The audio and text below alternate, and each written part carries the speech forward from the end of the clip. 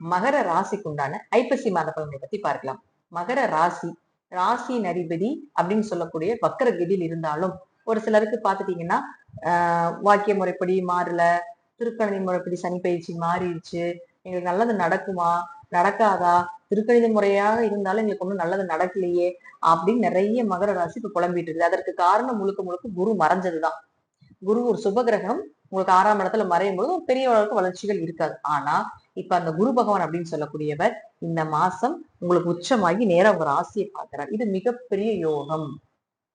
ராசியை குரு பார்க்கிறது வளர்ச்சின்னு அர்த்தம்.